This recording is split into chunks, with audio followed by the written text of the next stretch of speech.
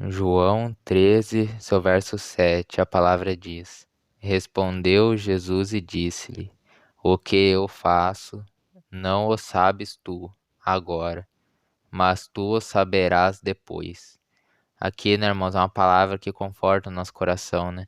Muitos de vocês, assim como eu, a gente pergunta para Deus, nosso Senhor, por que que o Senhor está fazendo isso comigo? Eu tenho buscado ser fiel, eu tenho buscado fugir da aparência do mal, eu tenho buscado não errar mais com o Senhor, não pecar contra o Senhor, nem contra o meu irmão. Rapaz, quanto mais eu me aproximo do Senhor, mais eu tento me aproximar do Senhor, mais parece que eu tô afastado, mais parece que a situação só piora. É aqui a resposta pro meu e teu coração. Que Jesus disse que o que eu faço não sabe você agora, mas você saberá depois. Eu pude passar por uma experiência esses dias que eu não entendi. Eu tava dentro da igreja, mas não era uma tristeza tão grande em mim. Uma tristeza, tipo assim, sei lá, depois eu saí, tipo, pelo menos de desistir de tudo. Eu não entendi o porquê, porque eu cheguei feliz, mas deu uma tristeza, velho. Aí eu pude aprender várias lições. Aí veio o inimigo tentando certo na minha mente, dizendo, é culpa sua, o que que tá acontecendo isso, aquilo. Só que eu fui meio que assim, né, falando assim com Deus, né. Só que depois, quando eu cheguei em casa, conversei com a minha mãe e tudo. Lá no culto, eu cheguei até a chorar na hora por causa dessa opressão que veio em cima de mim. Só que aí eu pude aprender depois, quando eu tava conversando com a minha mãe, depois que eu tomei um banho, passou tudo. Aí depois que eu fui conversar com a minha mãe, depois que eu entendi o porquê que eu passei aquilo tudo. Pra mim não subestimar o poder do maligno, que o poder do maligno muita gente subestima ele.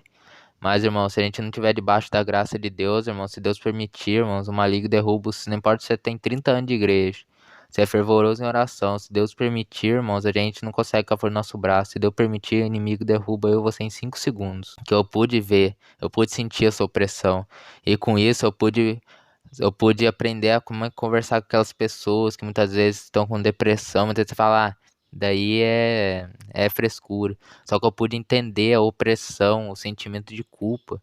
Muitas vezes, tipo, a culpa é minha, nossa, se eu não tivesse aqui, isso não teria acontecido. Eu pude sentir isso, eu pude sentir o quão ruim seria ser julgado como eu estava sendo pela seta do maligno ali. E eu pude aprender com essa lição como a tratar as pessoas bem, não julgando e não pensando coisas que não é, por exemplo.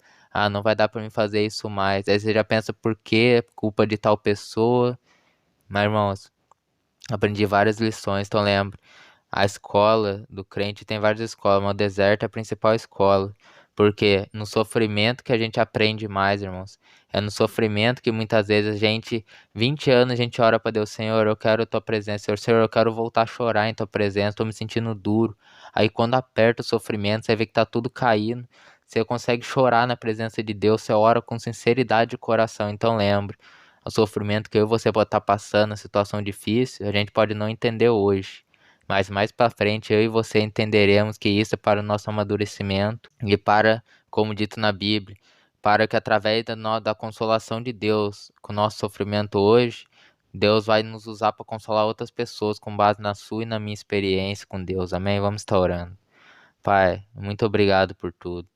Pois eu sei, meu Pai, que tudo tem um propósito debaixo do céu, tudo tem um propósito daqueles que amam a Deus, todas as coisas cooperam, Pai, juntamente, meu Pai, para o bem daqueles que te amam.